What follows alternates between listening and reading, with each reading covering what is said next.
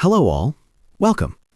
Today we will be covering the application of the state secrets privilege to block discovery about CIA detention and interrogation at a foreign black site. As part of this video, we will cover the audio recording of the case and also cover the decision by the court at the end. Abu Zubaydah was captured in Pakistan in 2002 and detained by the CIA at secret detention facilities, known as black sites, in multiple countries. He was subjected to enhanced interrogation techniques. Zubaydah sought discovery in connection with a criminal investigation being conducted by Polish prosecutors into his alleged detention at a CIA black site in Poland. He asked a federal court to compel testimony from two former CIA contractors who designed and implemented the interrogation program. The government invoked the state secrets privilege, asserting that any testimony about the existence and location of CIA detention facilities would compromise national security. The Ninth Circuit held that the state secrets privilege did not justify a blanket prohibition on the testimony because the location of the Polish black site was already widely reported in public sources. The central legal question was whether the state secrets privilege prevents current or former CIA contractors from confirming or denying the existence and location of a CIA detention site, even when the information is already in the public domain. Following is the audio recording of the actual court hearing. We will hear argument in Case 2827, United States versus Zubaydah. Mr. Fletcher. Thank you, Mr. Chief Justice, and may it please the Court. Our nation's covert intelligence partnerships depend on our partners' trust that we will keep those relationships confidential.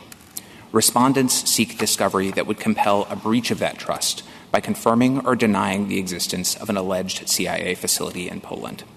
And respondents seek that discovery not to vindicate any rights under U.S. law, but instead in a discretionary Section 1782 application aimed at sending evidence abroad to a foreign investigation whose very purpose is to reveal and prosecute the alleged involvement of Polish officials in covert CIA activities. The CIA director explained why that compelled disclosure would seriously harm the national security. The Ninth Circuit should have afforded deference to that expert judgment, and it failed to do so because it made two fundamental legal errors. First, the Ninth Circuit undertook its own inquiry into whether the existence of the alleged facility was a secret, given public speculation on that subject. But under this Court's decision in Reynolds, the question is not whether a court thinks that the information sought is secret in some abstract sense. It is whether compelled disclosure will harm the national security. That is a question that squarely implicates the CIA director's special knowledge and expertise. And here, the CIA director explained that compelled disclosure would harm the national security because there's a critical difference between speculation, even widespread speculation, and formal confirmation by people with firsthand knowledge. Even the Ninth Circuit appeared to recognize the force of that point, and it did not suggest that respondents could have had the discovery they seek here from the CIA itself. Instead, and this was the Court's second error, it held that two former contractors can be compelled to confirm or deny the existence of the facility under oath because they are not agents of the United States. But again, the question is not the contractor's status under domestic law. It is how their compelled testimony would affect national security. And again, the Ninth Circuit should have deferred to the CIA director's expert judgment that our allies and adversaries would view compelled testimony by these contractors as a serious breach of trust. I welcome the Court's questions. The two contractors have testified about the treatment of detainees before, right? That's correct, Justice Thomas. So why couldn't they also testify here? What difference would it make? It would make a difference because of the critical difference between the context of the testimony and what they would be conveying. In the prior contexts where they've testified, in the Salim litigation and in the military commissions at Guantanamo, their testimony has focused on the nature of the treatment of detainees, on the what was done. That is information that the executive branch, after extensive consultation internally and with Congress, decided to declassify in 2014 to facilitate public scrutiny of the United States' actions. So that information is no longer classified. But part and parcel of that declassification decision was a decision to keep secret, to keep the trust with our foreign partners. And because this proceeding is all about revealing the involvement of foreign partners, it's fundamentally different from the testimony that has been given in the past. You say you offer the utmost deference standard. How would the government fail that? So, candidly, we think that, as this Court has recognized in Nixon and in other cases implicating the executive branch's judgments about national security, a court should be hesitant to second-guess the executive branch on such predictive judgments. So are you saying it should never fail? No, certainly not, Justice Thomas, but I think the circumstances where it should be relatively unusual, especially given the high requisites that the executive branch itself applies before asserting the state secrets privilege. I could imagine, one example where a court found the executive's assertion insufficient was the D.C. Circuit's decision in Ellsberg, where the court explained that the executive branch's declarations just hadn't explained why one piece of information needed to be safeguarded. That seems like a circumstance where it's appropriate to say that the executive hasn't made the requisite showing. But I think courts should be very reluctant to do what the Ninth Circuit did here, which is to essentially afford no judgment at all to the executive branch's predictive judgments on core matters of national security. Well, on this issue of the appropriate level of deference, the question is, or one question is, what is the deference to? Surely, when the CIA director says, here are threats to national security interests, here's the harm to national security that we think will follow from something, that judgment is entitled to a great deal of deference. Courts are going to know less about that than the CIA director does. But as I understand the inquiry in Reynolds, the way this process works is that judgment is weighed against something else, which is the question of the necessity that the requester has. And then in addition, there's the question of segregation. And as to those matters, I would think that there's really no deference given to the CIA director at all. In other words, as to what level of necessity is at issue and how those two things are weighed and how the segregation analysis works. Aren't those judgments for courts? So I think I agree with you on those 2 points, but I just want to make sure that we're in agreement that the Ninth Circuit and respondents are advocating for a lack of deference on other questions. On this threshold, is it a secret question? And on this notion of, are these contractors the sorts of people who could give the kind of formal confirmation that would be damaging? But on the question, if we're past that, and the question is, what's the level of necessity? I agree with you. I do think, though, that in Reynolds, the court suggested that necessity goes not so much to, do we, give deference to ultimately to the executive branch's judgments about national security. It's how far should the court probe? I think in Reynolds, the court was focused specifically on, should we require in-camera examination of the materials or some examination of classified materials? And if there's a great showing of necessity, then maybe that's appropriate, and otherwise maybe it's not. But the sort of predictive national security judgments, I think, deserve deference just no matter how great the showing of necessity is. Mr. Fletcher, I'm a bit confused in this case because it seems to me that you came in to say no discovery whatsoever is appropriate. Yet in your introduction, you said that the terms of conditions of interrogative techniques is no longer secret. So it does seem to me that at least that could be separated out in any discovery. And there might be other things. I don't think we need to parse all of it in this case. But is it your position? I'm not quite sure what you're asking us to say. Are you asking us to say the governments do a great deal of deference on whether a security threat would exist as a result of a disclosure? Yes. Or are you asking us to say a security threat will exist and we have to give deference to your judgment as opposed to the district court's judgment as to what will protect that or not? Well, because at the end, the district court has a lot of power under Reynolds to fashion remedies that will protect that interest. You might disagree as to a remedy, but that's different from lack of deference. That's an abuse of discretion standard by the district court. So let me start with the district court, because I think actually the deference that should be afforded to district courts helps us here, because respondents made the same pitch that they make in Part A of their brief and that you alluded to in the beginning of your question, this possibility that why can't Mitchell and Jessen testify about what was done but just not use the word Poland, somehow divorce it from express geographic references. They made that request in the district court too, and the district court rejected it. This is at page 56A of the petition appendix, and explained that because this entire proceeding proceeding is predicated on assisting an investigation in Poland by a Polish prosecutor, it would be disingenuous to try to pretend that it's not all about Poland by using code words. So I think actually on the question of the district court's management of the trial and on what methods of safeguards could be used to protect national security information, the judgment made by the district court here actually helps us and further Except confirms. that I see the Ninth Circuit's majority opinion as basically not understanding why the district court felt that why the information couldn't be separated out, and all it was doing was sending it back for the district court to explain it in more detail. I didn't read what you said in the district court's opinion. You may or may not be right, but I thought the Ninth Circuit was just unsure. So why shouldn't we send it back for the clarity of that ruling? So as to what the district court said, and this goes to the respondent's proposal about let the testimony proceed but use code words, the district court rejected that very clearly at page 56A, and the Ninth Circuit didn't really adopt it either, because what I understand respondents to be advocating now is we don't need to mention Poland at all expressly. The government's concerned about confirming or denying a facility in Poland, so just let us have the discovery without using that word. I have a different question. I mean, you led your brief with the state secrets argument, but you do an alternative, as you did in your cert petition, that this was an abuse of discretion under 1782. Correct. Based almost on the same theory that it would be against U.S. interest. Once you said that there was a state secret, but I think it's also because you had already denied the MLAT. And that argument has some attractive force for me. It seems there was already a mechanism for the Polish government to seek discovery. They invoked it. The government said no on state secret grounds.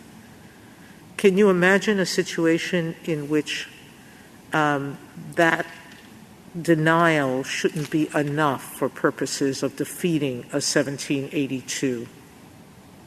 It's very hard for me to imagine one, Justice Sotomayor, and respondents certainly haven't pointed to one. And I agree with your characterization of the relationship between the two issues, that they are very closely related, that in some ways the 1782 issue is almost a fortiori from the state secrets privilege. Seems to me Counsel, your use of code words, I think, is a little doesn't quite answer the question. That suggests that they really are going to be talking about Poland. They're just not going to say Poland. But it seems to me there may be a lot that they can talk about that have nothing to do with the actual location at which events occurred. Why shouldn't the district court go through the testimony and say anything that looks like location you can't get into, right, but what did you do with the petitioner? What was your relationship with other people? Nothing about Poland. Why can't that be a way to proceed? So, Mr. Chief Justice, that worked in contexts like Salim and in contexts like the military commissions where there was no focus, no relevance to the location at all, and so could be completely excluded. What the district court found here is that you can't take the location out of this proceeding because the whole point of the proceeding is to get evidence for a Polish investigation. The evidence wouldn't be relevant unless it had occurred in Poland. So the very first sentence of the Section 1782 application, this is page 110A of the petition appendix, says, we are seeking evidence to send to a prosecutor in Poland. 12 of the 13 written discovery requests specifically refer to Poland. So, Mr. Fletcher, does that mean that if this were a United States court, it would be different and you wouldn't be asserting privilege over this material as you didn't in Salim? The evidence of how he was treated in his torture. If it was a tort suit in the United States court or a military commission in the United States court where the location was irrelevant, then I doubt that we would be asserting privilege just as we didn't in Salim. Well, doesn't that mean that it's not that the information that they say they want is itself privileged? It's something about the context that later creates a privilege, which seems odd, right? Well, I guess I'd resist that a little bit because I think you have to look at all of the circumstances of the disclosure. And here, but my assumption in answering your question about in a different suit would be you could completely divorce any geographic references from the testimony, as was done in Salim, as was done in the military commissions. Here, our basic submission, and the district court agreed with this, is that it's just not possible to do that because of the nature of the proceeding. But even if you were hesitant about that, I think there are a couple of other reasons to be resistant to this code words approach that respondents have advanced now. One of them is a concern that even the Ninth Circuit majority acknowledged and that Judge Gould highlighted in his dissent from the panel, which is that the purpose of this inquiry is to take evidence and ship it abroad to be used in a probe of alleged involvement by Polish officials in the CIA's covert activities. And even if that information appears benign, in and of itself, the whole point of the inquiry is to match it up with other information to shed further light on activities and identities that everyone agrees are privileged. And I think that in and of itself is a serious concern to sort of indirectly accomplish what even the Ninth Circuit and respondents aren't contesting you couldn't do directly. This mosaic? The mosaic theory, exactly. And I think that the second thing I'd say, the sort of third response, with the first one being the whole thing is about Poland, you can't extricate that. The second problem being the mosaic problem. I think the third problem would be that this line of argument tries to leverage the government's past disclosures, first in the Senate report and then of similar information about the United States' own actions in cases like Salim, and use that to pry open the door and force the executive branch to go further than it's gone already. And I think that's a dangerous thing to do. The executive branch, in consultation with Congress, went to great lengths to declassify information to facilitate scrutiny of our own actions, but drew a line that has now been adhered to across 3 different administrations, scrupulously protecting the identities of our foreign partners. And I think to say that because some of that information about our own conduct has been revealed and we have been accepting of scrutiny of our own actions, that should allow respondents and others to leverage further disclosures that would implicate the concerns of our foreign partners. I think that's just a dangerous thing to do. What if the foreign partners have no objection or, in fact, have confirmed the relationship themselves? So I think that would change the inquiry. I'm sure that something like that is a factor that the CIA director or the other official would have to take into account in making the national security judgment in the first instance. I don't think it would completely eliminate the concern. The CIA director here explained that the agency's relationships with its foreign intelligence partners are really generational relationships with those foreign intelligence agencies, and that the sort of trust that those relationships rely on depends not just on what's happening now today, but also on the assurance that we'll preserve confidentiality even if other parts of the foreign government later take a different view. So you would go so far as to say that even if the Polish government filed an amicus brief in this court saying, okay with us, that still you would be up here making this argument? Well, I think I would be making this argument only if the CIA director had concluded under the circumstances of which this would be one, that there would be serious harm to national security if the disclosure went forward. And what I'm doing in candor is telling you that some of the concerns that Director Pompeo has identified here might continue to apply in a scenario like that. But the judgment would have to be made, under all of the circumstances, and certainly that one would be irrelevant. What's the president of Poland? Didn't the president of Poland say something like that? So the former respondents point to 2 press interviews by the former president of Poland that in sort of ambiguous terms acknowledge cooperation with the CIA. So we don't deny those, but those statements contradict that former president's prior statements. And as the European Court of Human Rights decision that the parties cite explains, the government of Poland itself has denied participation in the program. It refused to cooperate in the ECHR litigation. And I'm not aware of any change in Poland's official position on that question. But to go back to basics, forget the facts of this case. All right, and I'm not saying that what I'm about to say has anything to do with it. What's supposed to happen in the law if a person in a domestic intelligence agency acts in a way that is absolutely, beyond the pale, against American law, against international law, against anything in the world? All right, so then they come in and say, no, we're not going to, if someone hurt by that brings a case, we don't want to give it to you. It'll hurt the United States. Well, it will. All right. So does the court have no way of getting such information? Well, I think to begin with, I think the executive branch would take that very seriously. Let me assume for purposes purely of my hypothetical. Right. But for purposes of my hypothetical, assume that the executive branch doesn't want this to get out. Was that just terrible thing, etc. Yes. So I'm really interested in the power of the court. So I think ultimately that would be a situation where the colloquy that I had with Justice Kagan would be relevant, where you had a party who was seeking the evidence to assert rights under domestic law in U.S. court, unlike this case, which is quite different. There'd be a pretty strong showing of necessity, and so I think that would authorize the court to probe and say, I want to know more to understand the basis for this assertion. Ultimately, of course, our view would still be that the executive's national security judgment is entitled to deference, and if under that deferential standard the court agrees that the disclosure would harm national security, then that evidence could not be disclosed. And I understand that that's a harsh consequence. That was the consequence in Reynolds itself, which was a tort suit against the United States, for alleged malfeasance by the United States. So I don't deny that that's a harshness of the doctrine, but I think that's also inherent in the state secrets doctrine. Suppose, Mr. Fletcher, there was overwhelming, essentially incontrovertible evidence that the acts here did take place in Poland. Suppose somebody had leaked videos that everybody agreed were authentic. What then? So, again, I think the answer would be that those would be additional circumstances that the CIA director or whoever was making the judgment in the first instance would want to take into account and would have to explain in a declaration explaining why further disclosure could still harm national security. Again, I think even in that circumstance, there would be concerns. The CIA director here talks about there being a difference between even what appears to be definitive proof and actual formal confirmation by people with firsthand knowledge on the subject, that our allies and adversaries view those as two different things. I understand the argument about our relationships with our allies and it not necessarily being coextensive with the question whether something is a secret. But at a certain point, it becomes a little bit farcical, this idea of the assertion of a privilege, doesn't it? I mean, if everybody knows what you're asserting privilege on, like what exactly does this privilege? I mean, maybe we should rename it or something. It's not a state secrets privilege anymore.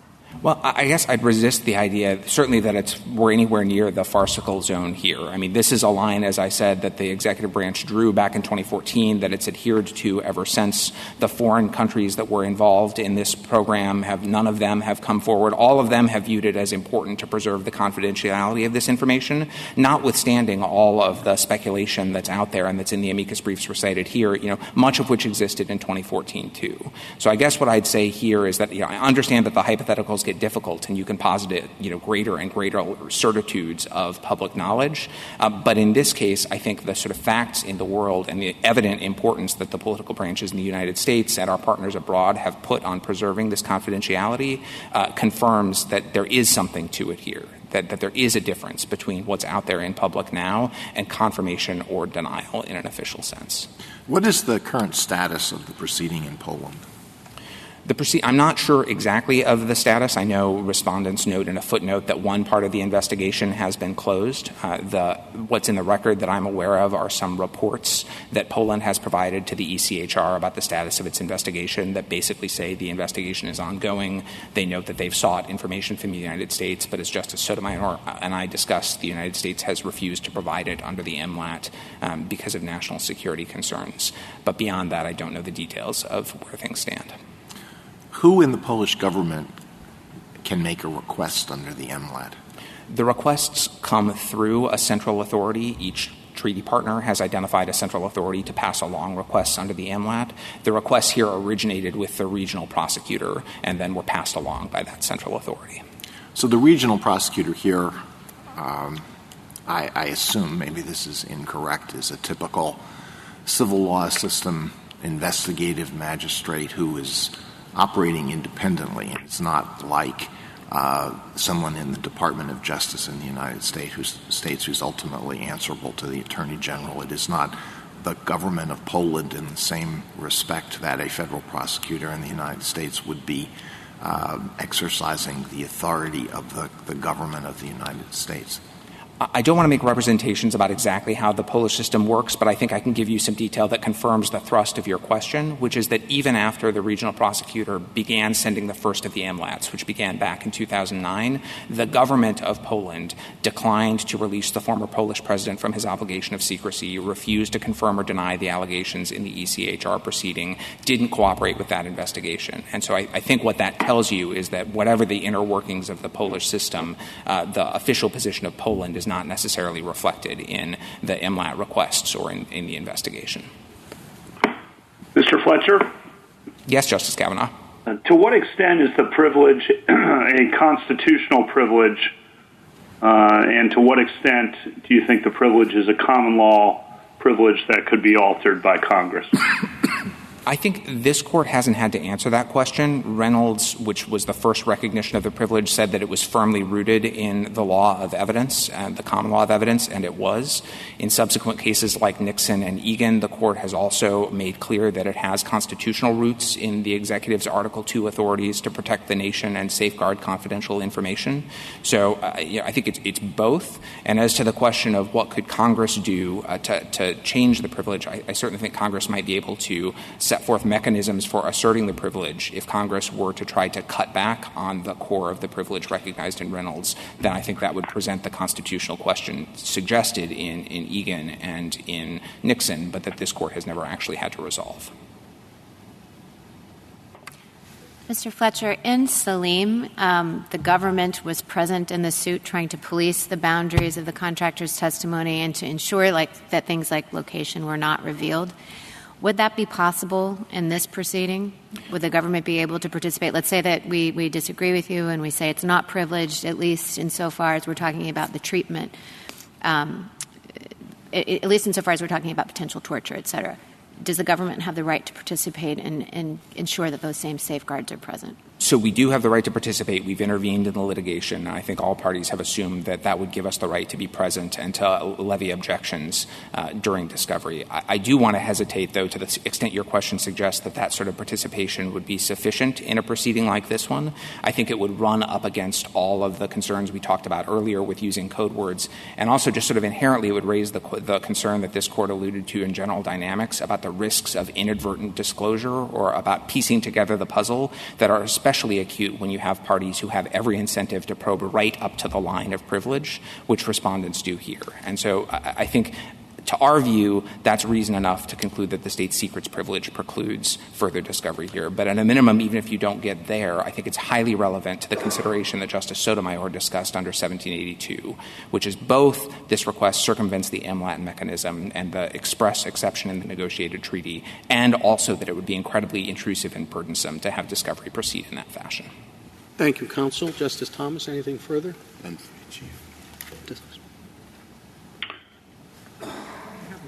Please.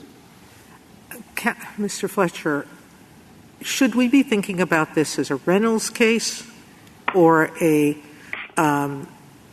Intel case? In my mind, your claim of state secrets really undermines the foundation of Reynolds. And so I'm hesitant to call it a Reynolds case. I think it's an Intel case. We're content to have you think of it as either. In our view, it's both, and they dovetail, as you and I discussed. But if you are not willing to decide the privilege question all the way or to take it as far as we would take it, then I think a perfectly appropriate disposition would be to say that at a minimum, the circumvention of the MLAT process and the intrusion and burdensome nature of the discovery that would have to happen and that would still carry risks of disclosing secret information. Well, even in Intel, it's also the necessity, which is a question that I'm going to ask your adversary. So. You're right, exactly. And that we're not talking about vindicating any U.S. rights. We're talking about just seeking evidence for a foreign proceeding, which is, we think, categorically a lesser showing of necessity. Thank you. Justice Kagan?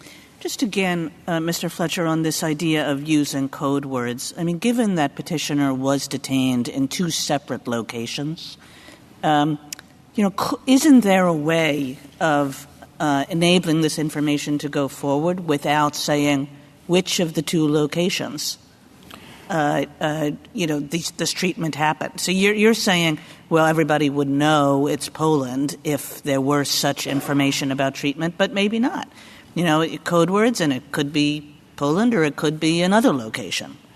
Well, Justice Kagan, I think my friend on the other side would have to speak to what it is that they have in mind with this code words proposal, but quite a lot of information about Abu Zubaydah's treatment is already in the Sisi report and has been made public. What I understand them to be seeking is tell us what happened at detention site Blue, or tell us what happened between this date and this date where we believe he was in Poland. That's what raises the concern for us, especially when the whole thing is premised on this notion that this is a proceeding to get evidence for use in a Polish prosecution. The evidence wouldn't even be appropriate for disclosure unless it were relevant to that Polish prosecution. I think at that point it's just— I guess what I'm suggesting is suppose the petitioner just said, tell us what happened wherever, and didn't ask you to say anything about the location, whether it was the blue location or the green location.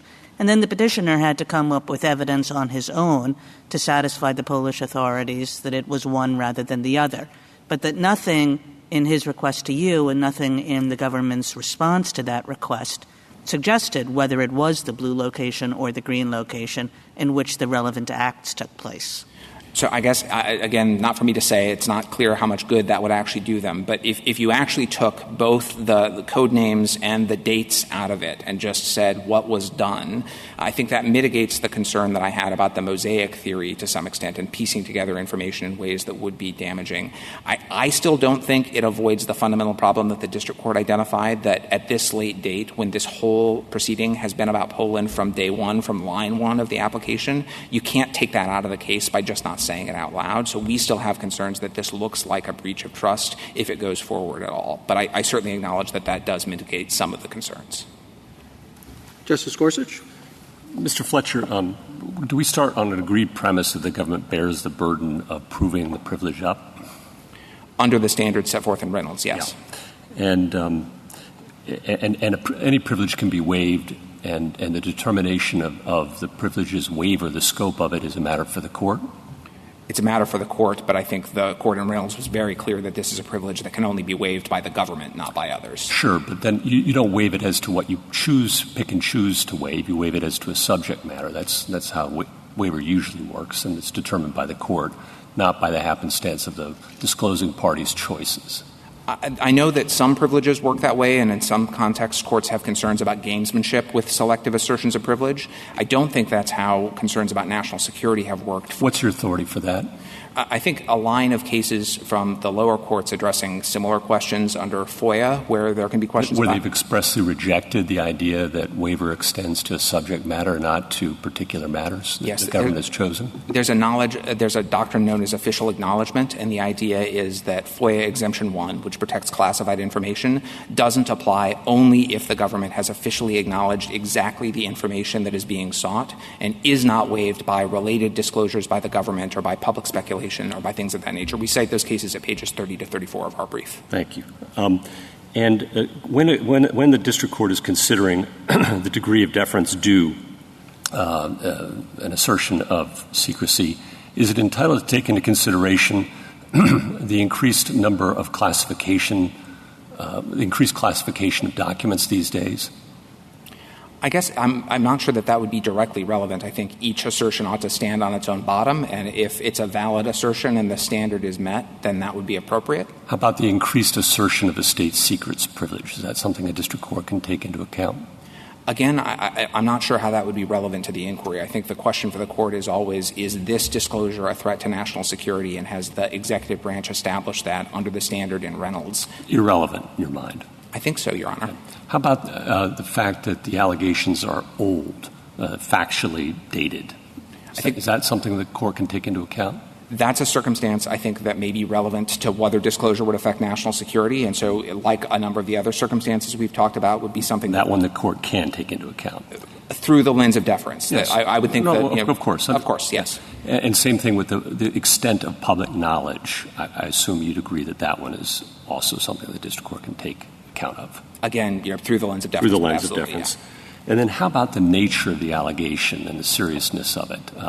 An allegation of torture. Is that something that the district court, the Justice Breyer was touching on this, is that something that district court can take cognizance of? I'm not aware of authority that speaks to that one way or the other. The way I could imagine it being relevant is potentially in the necessity inquiry, but I think the way that would be relevant is not just about the seriousness of the conduct at issue, but what is the need that the party seeking the information has for it. And so if you had a party that was asserting rights in U.S. court, substantive legal rights in U.S. court, the gravity of those rights might weigh into the necessity inquiry. Here, though, I understand the seriousness of the allegations about treatment, but I think the necessity inquiry and the necessity analysis looks very different because it's ultimately evidence for a foreign proceeding, not rights under U.S. law. Thank you. Anything further, Justice Kavanaugh? No further questions. Justice Barrett? Thank you, counsel.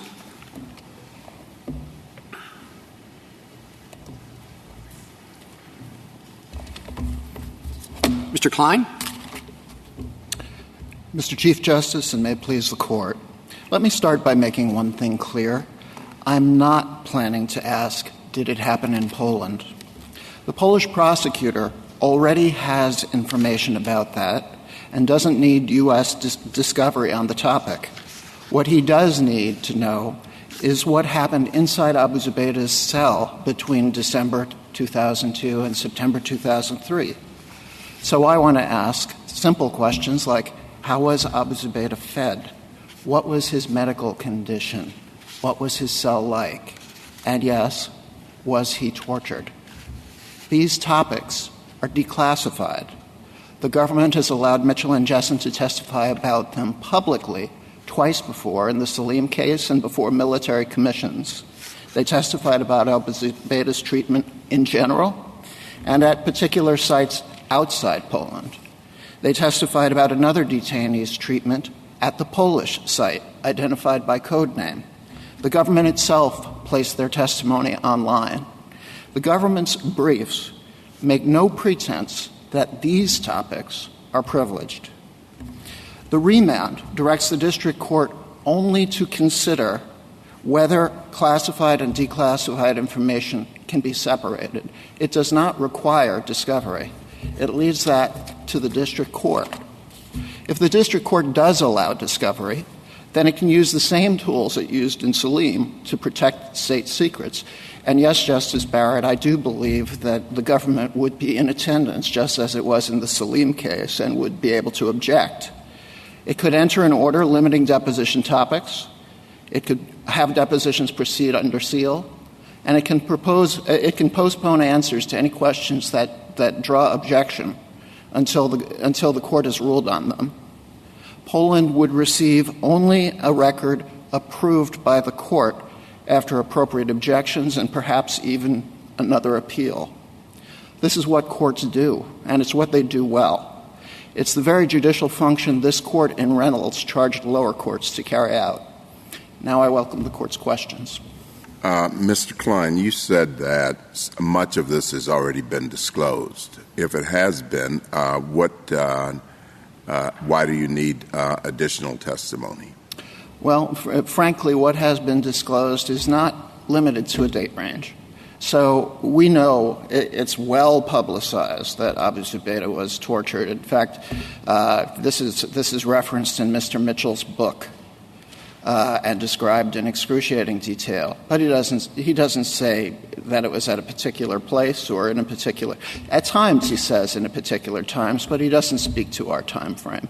So the Polish prosecutor has the information, as we understand it, has the information about when and where. He has made representations to the European Court of Human Rights. They were a willing participant, by the way, in the European Court of Human Rights.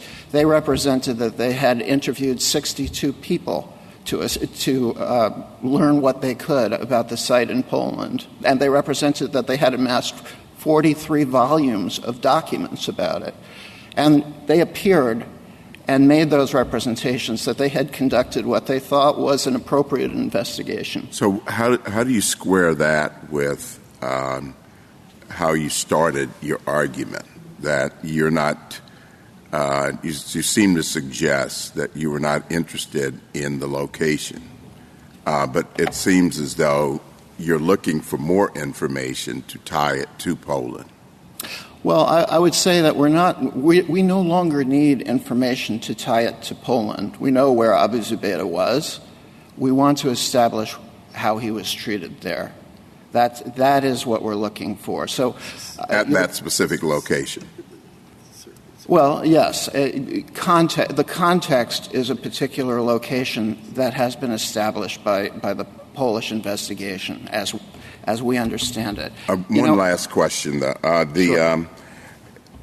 How does helping a prosecutor in Poland amount to the necessity that you would need under Reynolds? Well, under Polish law, Abu Zubaydah has particular rights to, frankly, to stand as an accuser of those who have assaulted him. That's a feature of Polish law. Not only can he be a complainant, but he can submit evidence to the prosecutor, and if the prosecutor declines to go forward with the prosecution, he has a right of appeal in Poland as well. He can appeal to a court. So as a practical matter, in the way we conceive of it, he's more like a party. Not that would matter under 1782, because all it requires is that he be an interested person and not necessarily a litigant, as this court held in Intel. Counsel, I guess what I can't get past is similar to Justice Thomas's question. You say that it's not a secret that there was a black site in Poland. So you say it can't be a state secret if it's not a secret because that's well established. And then it's not a secret that he was tortured either. So it seems to me that if that's all you wanted to prove by your own characterization of those facts, you don't really need them. And then in your answer to Justice Thomas, you suggested that, no, what we really do need is the testimony of the contractors to show that it happened in Poland. But you've also conceded, I thought, that testimony would be privileged. Am I understanding you that would be privileged? No, not necessarily. Not really. I guess the way I would describe it, Justice Barrett, is we do need the testimony. The existence of the black site has been established as a legal matter in the European courts. We believe that it's not a secret. That's a disputed question. So you don't need them for that? We don't need it if we adopt the protocol that was used in Salim and simply don't refer to the site by name, and for that matter, it doesn't even have to be referred to by alter ego like detention site blue, even though that's plastered across the record. But if you don't need them to establish the existence of the site in Poland, and you don't need them to establish what happened to him, the torture that he underwent, what do you need them for? To show that it happened in Poland, right? To show that it happened when he was in Poland. And do you accept, I kind of read your brief, to accept that particular piece of it would be privileged? Am I misunderstanding that?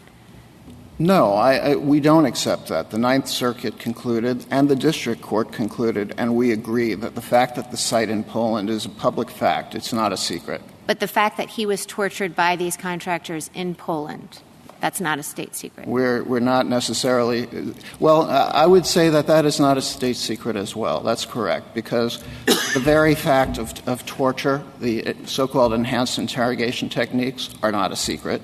They are declassified by the government. The fact that the site is in Poland and that he was taken there was found by a court of law and also acknowledged by Poland's president, who said that he approved it. So no, we don't think that those facts are state secrets. The government's argument is that the confluence of those facts is somehow a state secret. And the government's and what it really hinges on is this idea that I can ask the same question. Well, let me put it this way: suppose Salim's lawyer asked, "What happened to Abu Zubaydah on January 1st, 2003?" That's not privileged. That's not a privileged question, because he's asking it in the context of a different proceeding. And questions like that were asked, by the way. But if I ask the same question for use by a Polish prosecutor, asking again, forget about Poland for a minute, what happened to Abu Zubaydah on January 1st, 2003, the government says that is privileged in that context and that context only. So could you ask him, did you torture Abu Zubaydah in Poland on this date? Could you ask that question under your view of the privilege? Under the Ninth Circuit. Under your view. We share the Ninth Circuit's view on this. The answer is yes, because the fact of Poland itself is not secret. But from the very beginning, from the moment the government filed its motion to quash, we offered to amend under Rule 45 to allow the proceedings to go forward without mentioning Poland. But it seems to me that since all that is public, and this, I'll end after this, it seems to me the only thing you gain is an acknowledgement by people who worked for the government that it happened. Like that's the piece that you're missing. So you kind of want the United States official involvement to be part of the record, and you say that's not a state secret. We're not looking for the United States official acknowledgement. But what we do gain is placing some of the torture in a particular time frame, which the Polish prosecutor has associated with Abu Zubaydah's presence in Poland. I guess I'm having trouble following exactly what it is you're looking for, and I don't think you're grappling with the point that Justice Barrett just raised, which is everybody may know about this. As you put it, it's no secret at all. But you don't have the United States government acknowledging that.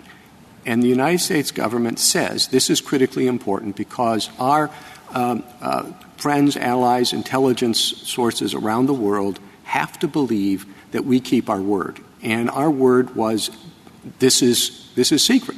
And so they may be, the CIA director may be the last person in the world to have said this is where the site is, but that's what's important, what the United States has revealed, not what you find. You say you're not going to ask anything about Poland. Well, then why do you need the director of the CIA in the United States government to agree with what you say you've got enough proof on, that there was this site in Poland?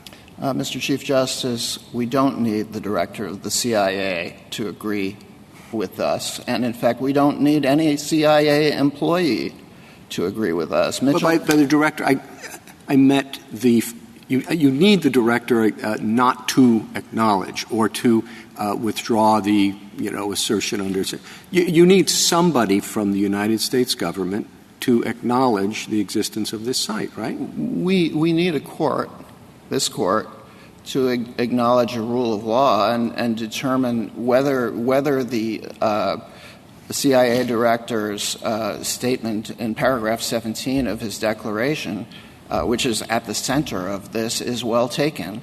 And this is what at the core of what the Ninth Circuit did in addressing what I call the attribution question. The CIA director said, we can't have it attributed officially to the CIA that these things happened in Poland, whether it's true or false. We can't acknowledge or deny it. And that was the important thing. All right? And in that paragraph, I think 134A and 135A, in that one paragraph, he uses the phrase official acknowledgement or official confirmation and its converse 8 times. And he says what's really crucial is not that the CIA exposes a secret, but officially acknowledges this non-secret, because he was responding to the fact that Poland's president had already acknowledged it. And he said, but we're not. That's important because what he's saying, sub rosa, is this is not a secret. But it's important that the CIA not be heard officially to acknowledge it. So is that what you want? You want them officially to acknowledge it? You don't want that? No, we don't need that. All you want is to know what happened. What we want the testimony. We want exactly. We want. Okay. If it's exactly, why don't you ask Mr. Zubaydah? Why doesn't he testify? Why doesn't Mr. Zubaydah? He was there. Why doesn't he say this is what happened? And they won't deny it.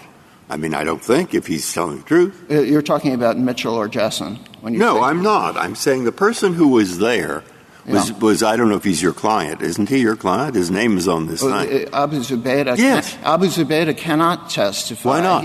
Because he is being held incommunicado. He has been held in Guantanamo.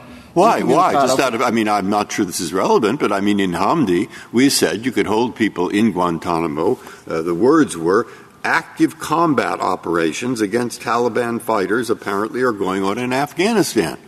Well, they're not anymore. Why is he there? That's a question to put to the government. We don't know the answer. I mean, have you filed a habeas or something? Get him out? There's been a habeas proceeding pending in D.C. for the last 14 years. There's been no action. They don't decide it? I'm sorry? I mean, you just let it sit there. All right. No, I guess this is not relevant, but I'm just curious. Personally, I'm not handling that proceeding. But no, my understanding is that we've done everything we could to move it forward, but it simply has not moved forward. And Mr. Klein, I think I understand. Because you're held in Guantanamo, you're not permitted to sign affidavits or give any testimony, correct? That is correct. And so what you're saying to me is that you believe what's missing from the Polish investigation is someone who actually says on this date, regardless of where it is, Mr. Zubaydah was tortured. That's right. And that goes to the government's mosaic theory, which is, and this is what you're disavowing, because it's not a state secret that he was tortured. The date he was tortured is not a state secret. The place may be, but he doesn't have to say the place. You will let the Polish authorities prove that some other way, correct? If that's the way we're directed, if we're not allowed to utter the word Poland in asking deposition questions, absolutely. This goes directly to the government's point, which is the state secret. They're going further than state secret because the torture is not a secret. That's been testified to in a variety of different places. What they're saying is our state secret is we don't want the U.S. courts to assist Poland in investigating what may or may not happen there, even if the evidence here doesn't name Poland. Do I got this right? I think you do, Justice Sotomayor. I apologize for interrupting a moment ago. No. I think that goes to the heart of it. We're not talking about a secret anymore. We're talking about a governmental wish not to assist this Polish investigation. That's so a policy. That goes back to the MLAT, which is this is a government agreement with Poland about what happens when a state secret is invoked. And both governments have agreed that when each side invokes a state secret, the other can say no. Aren't we ignoring that agreement between governments? You represent the Polish government in this action. You're acting to help them. Why don't we view that or view this request as a request by the Polish government? Well, I'm representing Abu Zubaydah in this action. No, I understand. No, but you're doing it to assist the Polish investigation. Well, I would say the Polish investigation is looking after Abu Zubaydah's interests, not the other way around. Abu Zubaydah has... But it doesn't act on behalf of him. It acts on behalf of the state, of the nation, Poland. I would agree with that. But the Polish government did not direct Abu Zubaydah to pursue this claim. That was initiated by his counsel in Europe, filing a complaint. It's Abu Zubaydah's interest we represent.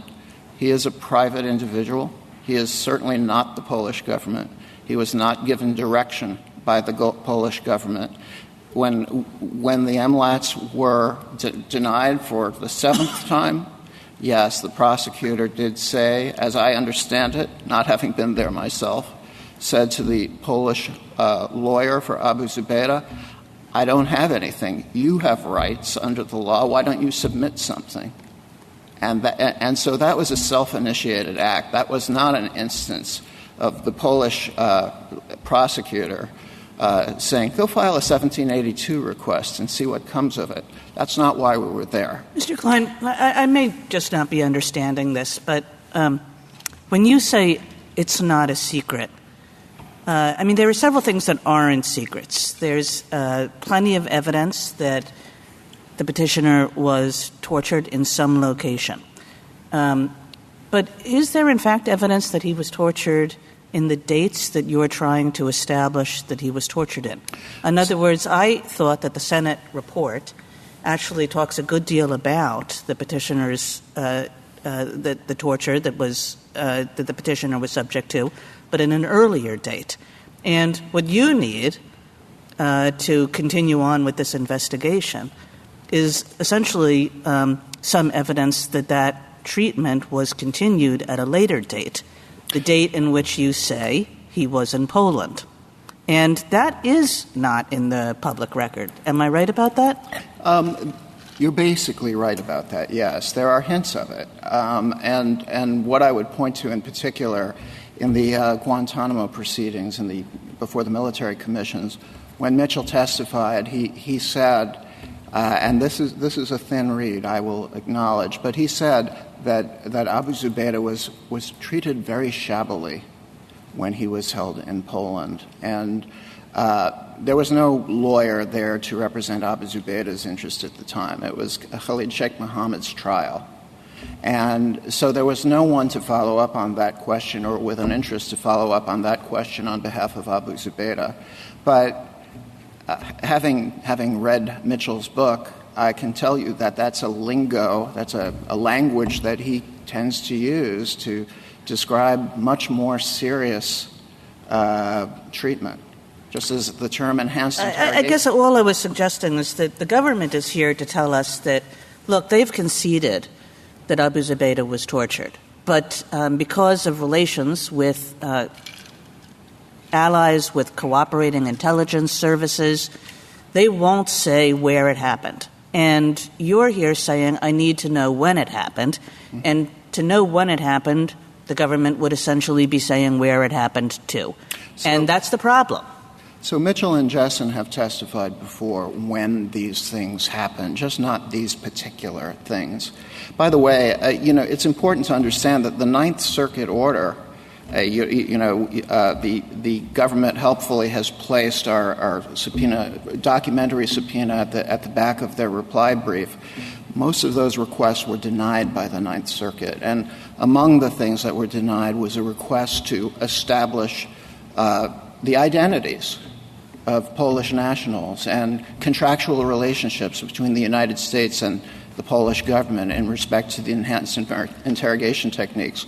We haven't appealed that. We never appealed that. So that's not before the court. And it's important because it underscores that the Ninth Circuit did distinguish between what it perceived to be secret and what it perceived not to be secret. Can this whole thing be boiled down into much simpler terms?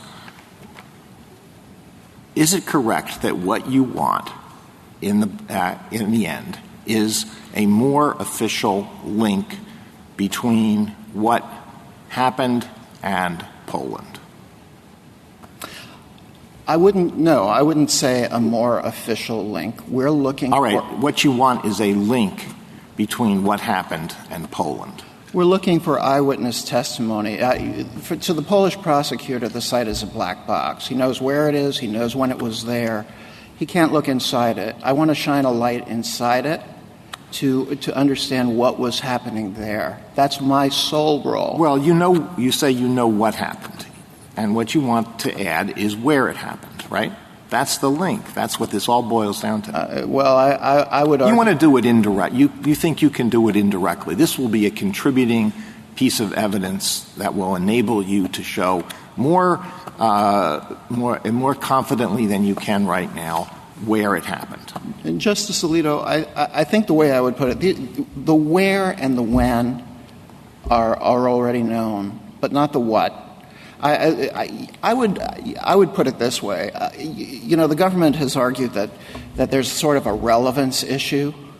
I would say, though, that the links to the site are already there. We're not trying to, there may be information that the Polish authorities have that the government would not like them to have now. I mean, the subtlety of this is somehow escaping me.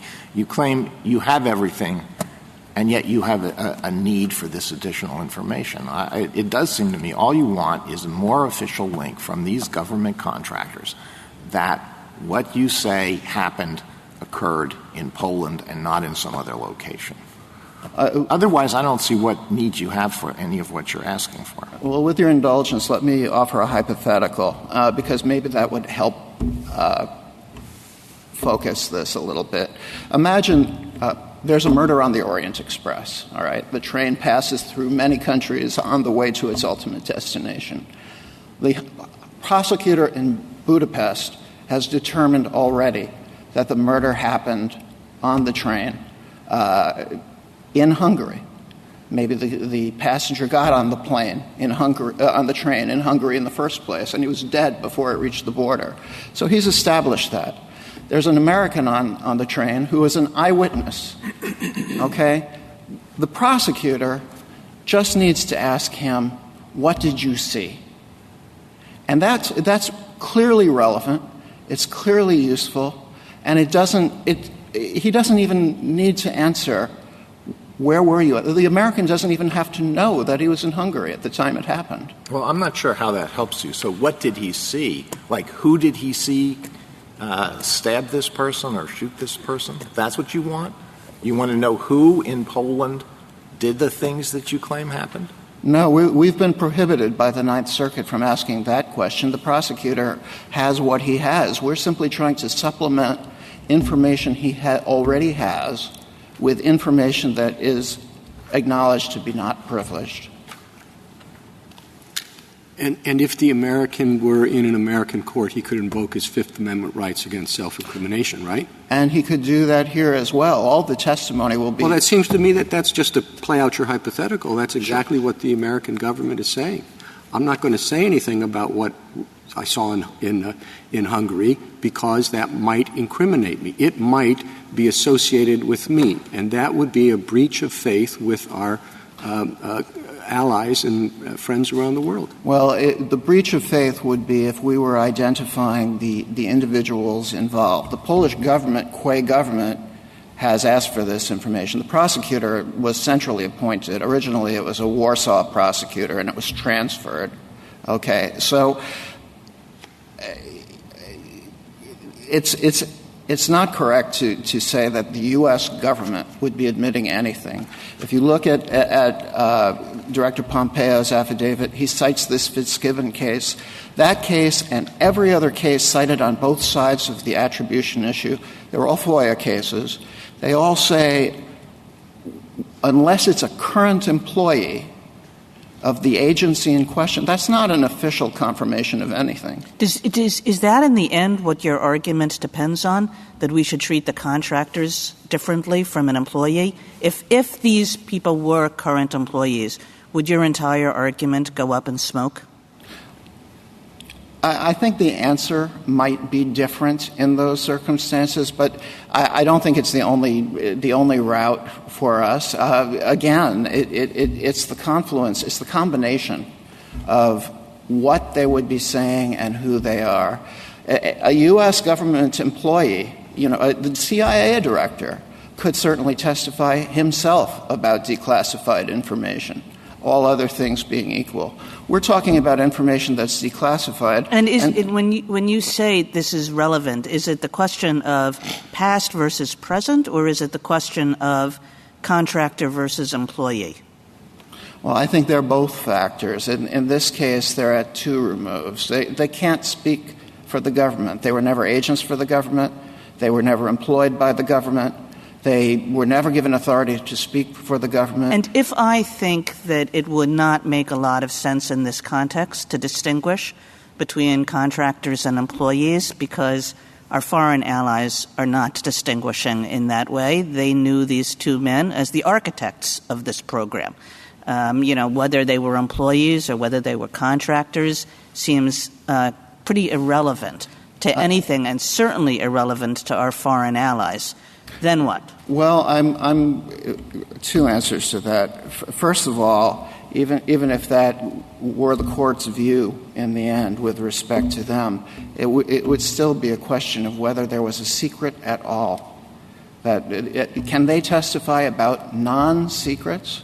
Is context enough to change declassified information into classified information? If I turned around tomorrow and I were deposing them in an entirely different case and asked the same questions, would it somehow become non-privileged? It's already declassified. So, that's point one. But point two, again, Reynolds requires that the director of the CIA or the head of whatever agency it is that is at issue, it requires that he personally review and he personally state his considered reasons for invoking the privilege. And he stated his reasons in writing here, and they were exceedingly narrow. He said the government itself cannot be heard to officially admit or deny certain facts. Officially. And that's not what he would be doing here. Thank you. Thank you, counsel. Justice Thomas? Justice Sotomayor? Anything further? Okay. Justice Gorsuch? Justice Kavanaugh, anything further? Nothing further. Justice Barrett? No? Thank you, counsel. Rebuttal, counsel? Thank you, Mr. Chief Justice. Mr. Fletcher, I don't want to interrupt you later, so I'm just going to do it up front. Why not make the witness available? What is the government's objection to the witness testifying to his own treatment and not requiring any admission from the government of any kind? By the witness, you mean Abu Zubaydah? Right. So I was going to address this point. It goes to Justice Breyer's question about the conditions of his confinement right now. He is not being held incommunicado. He is subject to the same restrictions that apply to other similar detainees at Guantanamo. His communications are subject to security screening for classified information and other security risks, but he's able to communicate with his lawyers about his habeas That's proceeding. not really answering my question, I don't think, because I understand there are all sorts of protocols that may or may not, in the government's view, prohibit him from testifying. But I'm asking much more directly. Will the government make the petitioner available to testify on this subject? We would allow him to communicate about this subject under the same terms as on anything else. The same terms. Look, I don't understand why he's still there after 14 years. It's a little hard to give in Hamdi, but assuming that isn't in this case, why not do just what Justice Gorsuch says? Just say, hey, you want to ask what happened? Ask him what happened.